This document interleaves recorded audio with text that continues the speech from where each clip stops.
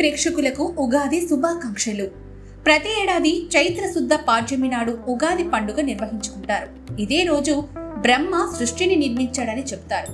అలాగే శ్రీ విష్ణుమూర్తి మత్స్యావతారం ధరించి సోముకుణ్ణి సంహరించి వేదాలను సంరక్షించాడని, ఆ వేదాలను బ్రహ్మకు అప్పగించిన సందర్భంగానే ఉగాది పండుగ నిర్వహించుకుంటున్నారని పురాణాలు చెప్తున్నాయి. పురాణాల్లో ఉగాది రోజే ఇంకా ఎన్నో అద్భుతాలు జరిగాయనే ప్రస్తావన ఉంది. మొదటి తెలుగు చక్రవర్తి శాలివాహను ఉగాది రోజునే తన సింహాసనాన్ని అధిష్ఠించాడని అంటారు. కాబట్టి ఇది పెద్ద పండుగగా తెలుగు వారికి మారిపోయిందని చెప్తారు. ఉగాది పండుగ రోజు తెలుగు వారంతా ఆనందోత్సవాల మధ్య దీన్ని నిర్వహించుకుంటారు. బంధుమిత్రులకు తెలుగులో శుభాకాంక్షలు తెలుపుకుంటారు. ఆత్మీయ అనుబంధాన్ని గుర్తు చేసే పండుగ ఉగాది పండుగ.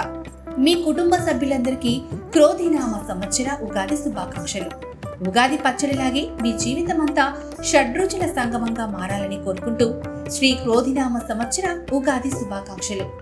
ఈ కొత్త సంవత్సరం ఆనందం, శాంతి, శ్రేయస్సు, సంతృప్తిని మీకు మీ కుటుంబ సభ్యులకు అందజేయాలని కోరుకుంటూ కొత్త సంవత్సరంలోకి ఆహ్వానం. శ్రీ క్రోధినామ సంవత్సర శుభాకాంక్షలు. శ్రీ క్రోధినామ సంవత్సరం 6 రోజులతో ఆరంభం.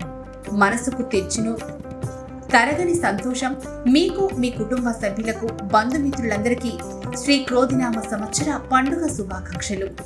తీపి చేదులతో కలిస్తేనే జీవితం, కష్ట సుఖం ఉంటేనే జీవితం. ఆ జీవితంలో ఆనందోత్సవాలను పంచేందుకు వచ్చేదే ఉగాది పండుగ. మీకు, మీ కుటుంబ సభ్యులకు శ్రీ క్రోధినామ సంవత్సర శుభాకాంక్షలు. సరికొత్త ఆశలతో, నిండైన నవ్వులు, ఆనందాలతో ఉగాదిని ఆహ్వానిద్దాం. ప్రతి ఒక్కరికి శ్రీ క్రోధినామ సంవత్సర ఉగాది శుభాకాంక్షలు. ఉగాది ఒక సంపూర్ణమైన పండుగ. అందులో లేనిది లేదు, అదనంగా చేర్చాల్సింది లేదు. శ్రీ క్రోధినామ సంవత్సర ఉగాది శుభాకాంక్షలు. గతించిన కాలాన్ని మర్చిపోవాలి, కొత్త ఏడాదికి స్వాగతం పలకాలి. మీ తూర్పు టీవీ యాజమాన్యం.